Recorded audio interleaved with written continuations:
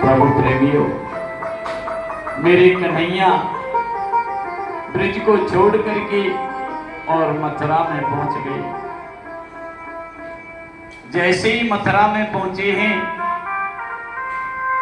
अब मेरे कन्हैया के साथ में छोटे छोटे से ग्वाल बाल हैं। कोई इतना बड़ा ग्वाल है, कोई इतना सा है, कोई इतना सा है। 10-20 ग्वाल बाल गए। अब 10-20 ग्वाल बालों ने कन्हैया से कहा, लाला और कन्हैया। बोले हाँ भैया। बोले भैया कहाँ जा रहे हैं हम? बोले भैया आज जा रहे हैं मथुरा। बोले मथुरा में कहाँ है हमारा? बोले मथुरा में हमारे मामा रहे, और जो सबसे बड़े मामा है ना, उनके वहीं बहुत बड़ा मेला लगा हुआ है। अब जब छोटे छोटे बच्चे मामाओं का नाम लेते हैं तो बच्चों में आनंद हो जाता। भैया नानके चले? बोले हाँ नानके चले। सारे बच्चों ने कहा कन्हैया देख, नाना के घर जाना, मामा के घर जाना, इतने दिन में तो जाएंगे भैया, और हमारे तो कपड़े भी मैले कुचैले गरीब बच्चे हम। तुम ऐसी कृपा करो कि हमारे कपड़े सुंदर सुंदर पहन जाएं हमको। भगवान ने कहा तुम चिंता क्यों करो, चलो।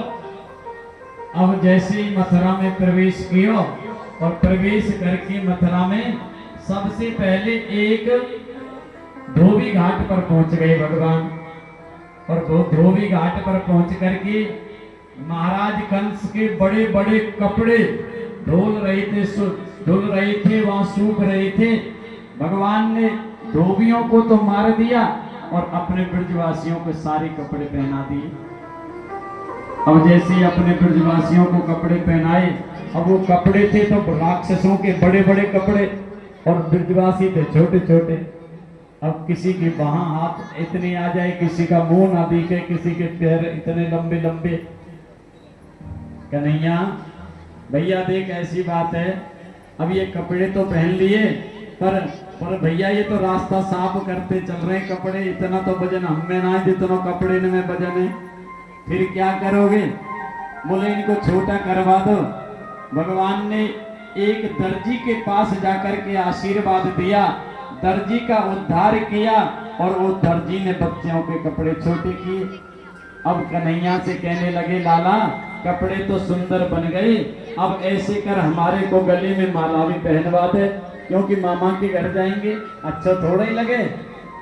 भगवान एक माली के पास में गए, उनको भगवान ने आशीर्वाद दिया, सुंदर सुंदर फूलों की गले में माला डाल दी माली ने। अब भगवान से कह रहे हैं बच्चे, कन्हैया एक कमी और रह गई है। बोले क्या कमी रह गई है? बोले एक कमी रह गई है भैया, ब्रजवासी जब अच्छे लगते हैं, जब अच्छा अच्छा तिलक लग जाए मुख पर।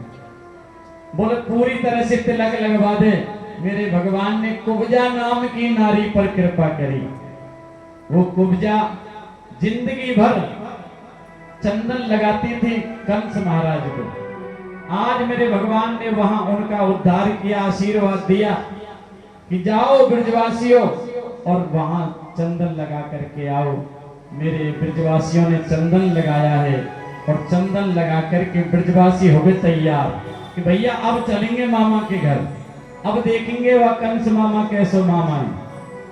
सारे ब्रजवासी चल दिए और मथुरा में जैसे ही प्रवेश किया है, अब मथुरा में प्रवेश तो कर गए, लेकिन मथुरा के जितने भी नर नारी थे वो सभी उत्साहित हो रहे थे कि कन्हैया आने वाले हैं, कृष्ण बलराम आने वाले हैं।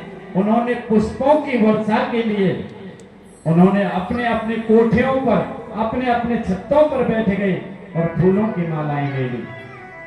महाराज कंस ने आवाज लगवा दी सारे मथुरापुरी में, कोई भी कृष्ण बलराम का स्वागत नहीं करेगा, अगर स्वागत करेगा तो दंडित होगा। लेकिन विचार कीजिए, चाहे कोई कितना भी मार दे और हमको पता चल जाए कि मेरे गोविंद आने वाले हैं, हम रुक जाएंगे? कभी नहीं रुकेंगे। एक गोपी को पकड़ करके उसके पति ने कमरे में बंद कर दिया कि तुम्हें हमारे मालिक का हुक्म है कि कृष्ण बलराम को पुष्प अर्पण नहीं करने दूंगा। तो गोपी ने अपने कमरे में ही प्राणांत कर दिया कि तुम मत करने दो, मैं अपने आप को अर्पण कर दूंगी। एक गोपी